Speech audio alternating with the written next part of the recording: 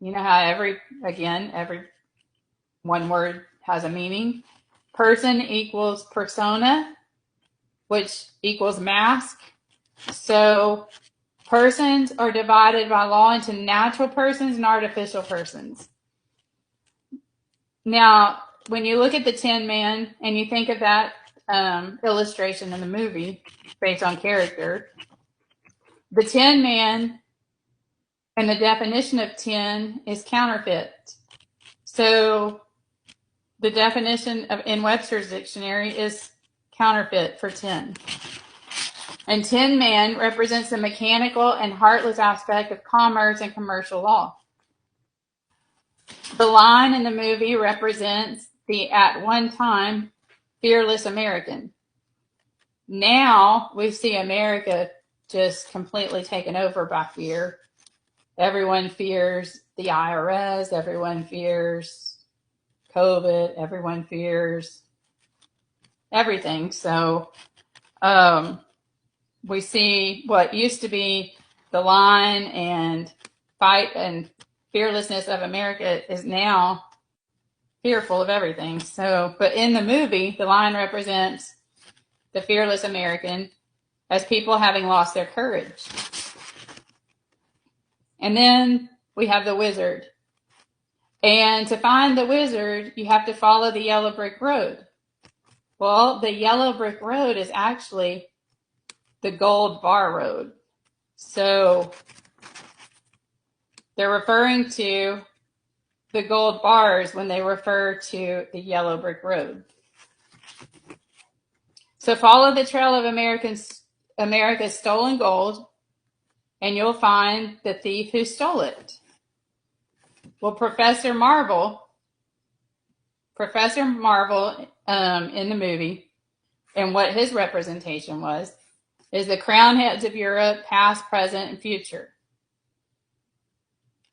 Professor Marvel was really a wizard, which follow the yellow brick road, find the wizard. He knew something about the future that others didn't know. In the original book, 39 years before the movie was released, 3 years before the crash of the stock market, and before the gold was taken from us and all of that happened, the slippers in the book were actually silver. So then they changed them to ruby red.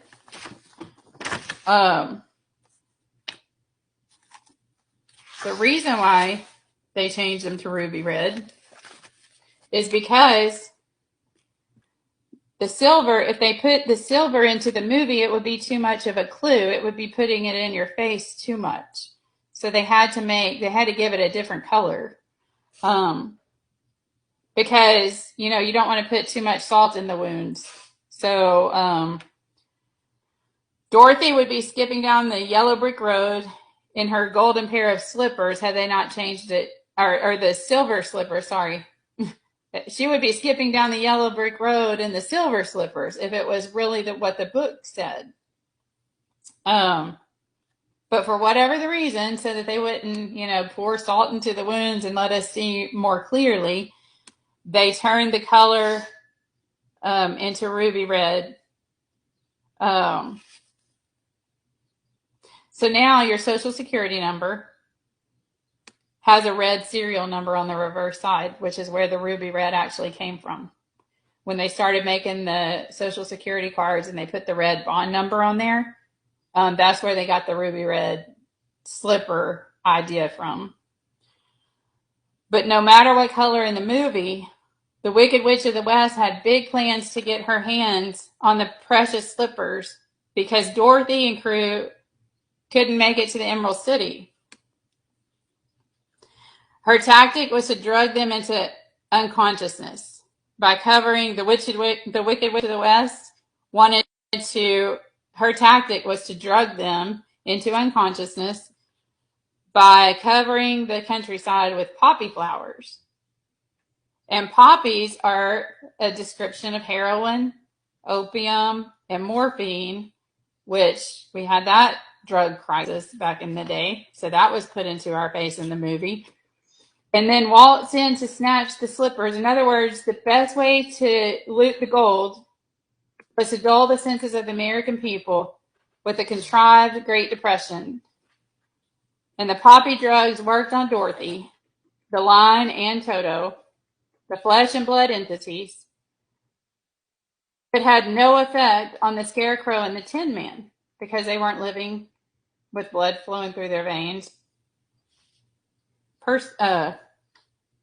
But men or women. But no effect on the artificial entities. The two cried out for help, and Glinda, the good witch of the north, answered their cries with a blanket of snow that nullified the narcotic effect of the poppies on Dorothy, Toto, and the Lion.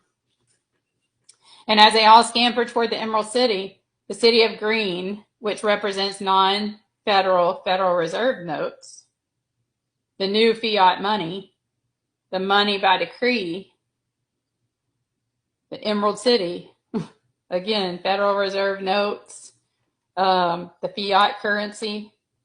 We hear the Munchkins singing the glories of the wizard's creation. You're out of the woods, you're out of the dark, you're out of the night. Step into the sun, step into the light. Keep straight ahead for the most glorious place on the face of the earth or the stars. The jingle abounds with Illuminati, Luciferian metaphors regarding darkness and light. Again, that jingle abounds with Illuminati, Luciferian metaphors regarding darkness and light.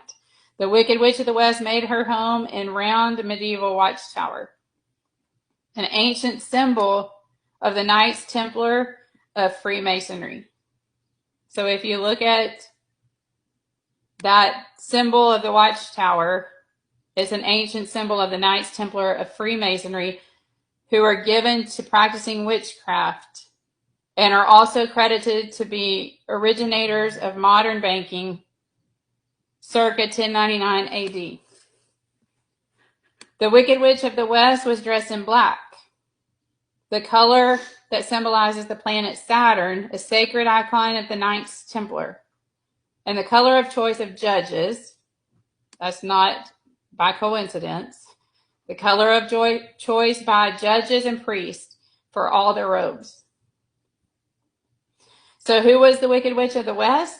Remember in the first part of the film, the counterpart was Elmira Gulch, who, according to Aunt Em, owned half the county.